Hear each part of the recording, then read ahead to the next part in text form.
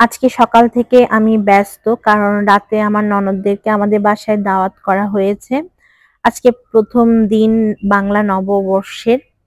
তো ভাবলাম যে আমার ননদও চলে যাবে, আজকে দাওয়াত দেই। তো সকাল থেকে আমি রান্না-বান্না, ঘর গোছানো, বাজার গোছানো এগুলো নিয়ে এত বেশি ব্যস্ত ছিলাম।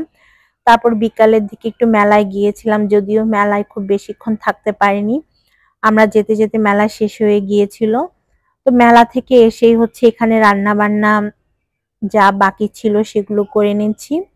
তো আজকে আমি আলু দিয়ে গরুর মাংস রান্না করেছি, চিকেন ভুনা করেছি, ৫ রকমের ভর্তা করেছি, আইড় মাছ ভুনা করেছি, ইলিশ মাছ ভাজবো, বেগুন ভাজবো। তো সবগুলো রান্না মোটামুটি শেষ, শুধু খিচুড়ি, বেগুন ভাজা আর ইলিশ ভাজাটা বাকি রয়েছে। তো মেলা থেকে আসার পর হচ্ছে আমি এখানে খিচুড়িটা বসিয়ে দিচ্ছি। অলরেডি ৭টা বেজে গিয়েছে। আজকে একটু নরম করে খিচুড়িটা রান্না করব যেন খেতে ভালো লাগে আরকি। আমার কাছে বেশি শুকনা যে খিচুড়ি ওটা খেতে ভালো লাগে না। নরম খিচুড়িটাই বেশি ভালো লাগে।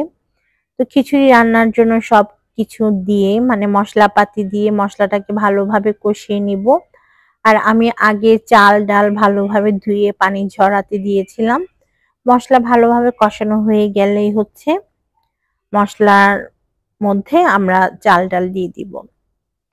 তো পহেলা বৈশাখের দিন আমি ছোট্ট আয়োজন করেছিলাম আপুদের জন্য, আমার ননদদের জন্য। আমার বাসায় যেহেতু আপু চলে যাবে তাই ভাবলাম আজকে দাওয়াত দিয়ে দেই বৈশাখের দিন, এই আর কি। তো সেই হিসেবে আজকে আমাদের বাসায় ওরা আসবে সবাই। তো একে, একে আমি সব রান্না করে নিচ্ছিলাম, চাল ভেজে নিচ্ছিলাম। আসলে একা হাতে যেহেতু সব রান্না-বান্না কাজকর্ম করতে হয় তাই অনেক বেশি চাপ আমি নিতে পারি না। দেখা যায় বেশি চাপ নিলে রান্না ভালো হয় না। তাই আমি যেটা করি একটা, একটা করে রিল্যাক্স হয়ে রান্না করি যেন সব মনোযোগটা রান্নার মধ্যে থাকে, আমার রান্নাটা খারাপ না হয়। আমি তাড়াহুড়ার কোনো কাজ করতে পারি না। তাড়াহুড়া করে কাজ করতে গেলে আমার একদম সবকিছু হযবরল হয়ে যায়। এজন্য আমি খুব আস্তে ধীরেই সব কাজ করি। তো অন্য চুলায় খিচুড়িটা বসিয়ে দেওয়ার পরে এখান থেকে বেগুন ভেজে নিচ্ছিলাম। কার, কার বেগুন ভাজা খেতে ভালো লাগে? আমার কিন্তু বেগুন ভাজা অসম্ভব প্রিয়। বিশেষ করে খিচুড়ির সাথে বেগুন ভাজা খেতে খুবই ভালো লাগে। কিছু, কিছু রান্না আছে আমাদের দেশীয় রান্না যেগুলো খেতে বেশ ভালো লাগে। তো বেগুন ভাজা এর মধ্যে একটা। তো আমি এখন খিচুড়ির মধ্যে ফ্রোজেন গাজর আর মটরশুঁটি দিয়ে দিচ্ছিলাম। আসলে মটরশুঁটি আর গাজরগুলো আমি কিউব করে কেটে রেখেছিলাম গাজরটাকে। আর মটরশুঁটিগুলো তো শীতের সময় সংরক্ষণ করে রেখেছিলাম খিচুড়ি বা অন্যান্য কোনো কিছু রান্নার ক্ষেত্রে দেওয়ার জন্য। খিচুড়িটা দমে দিয়ে দিব এখন। তারপর আমি ইলিশ মাছ ভেজে নিব। বছরের ১ম দিন, বৈশাখের ১ম দিন ভাবলাম যে ইলিশ মাছটা ভেজে নেই। ইলিশ ভাজা ছাড়া বাঙালিদের আবার পহেলা বৈশাখ তো অসম্পূর্ণ থেকে যায়। তাই আমি এখান থেকে ইলিশ মাছও ভেজে নিচ্ছিলাম। আর এই মাছগুলো অনেক বেশি ফ্রেশ ছিল। মাছে আমার খুব বেশি তেল দেওয়াই লাগে নাই। যে তেল মাছ থেকে বের হয়েছে সেই তেলে কিন্তু ইলিশ মাছ ভাজা হয়ে গিয়েছে। তো রাতে ১০টা বাজে, এখন আমি সবগুলো খাবার টেবিলে দিয়ে নিয়েছি। গেস্টরাও চলে এসেছে। তো এই হচ্ছে আমার ভর্তা। আমি এখান থেকে ২ টা ভর্তা নিজে বানিয়েছি আর ৩ টা ভর্তা আপনাদের ভাইয়া বানিয়েছে। যেমন ডিম ভর্তা, আলুর ভর্তা আর পেঁয়াজের ভর্তা আপনাদের ভাইয়া বানিয়েছে। তো সব খাবার আমি টেবিলে সার্ভ করে নিয়েছি। এখন হচ্ছে খাওয়ার পালা। তো সবাই বলেছে সব রান্না বেশ মজার হয়েছে, জানি না। আমি শুধু শুটকি ভর্তাটা দিয়েই খেয়েছি তাই আর বলতে পারছি না। আসলে আমি অনেক বেশি শুটকি প্রেমী। শুটকি মাছ আমার অসম্ভব ভালো লাগে। শুটকি থাকলে অন্য কোনো কিছুই আমার আর লাগে না।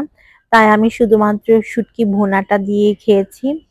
খাওয়া-দাওয়া করার পর সবার অনুরোধে শাড়ি পরেছি।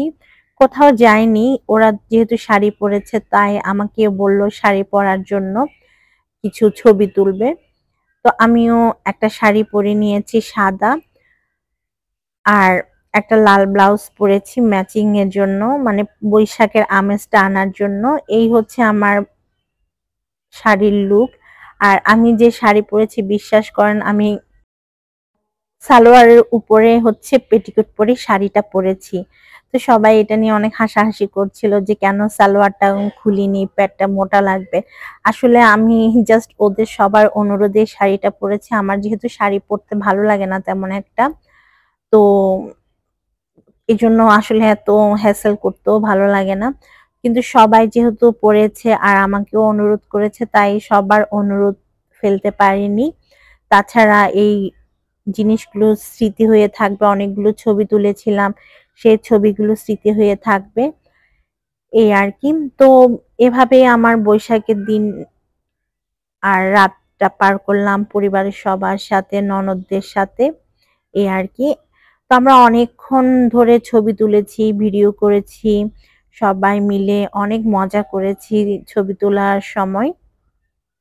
একজন ছবি তুলছিল আর আমি আমার ওয়াফিকে বলেছিলাম যে আমাকে ভিডিও করে দাও। তো ও ভিডিও করে দিয়েছে, কিন্তু আমার ছেলে এত ভালো ভিডিও করতে পারে না, যতটুকু পেরেছে আর কি করে দিয়েছে, এই আর কি। তো এখান থেকে আমরা সবাই ছবি তোলার জন্য বসে পোজ দিচ্ছিলাম। তো ছবি টবি তোলা শেষ, এখন হচ্ছে শাড়ি খুলে ফেলবো।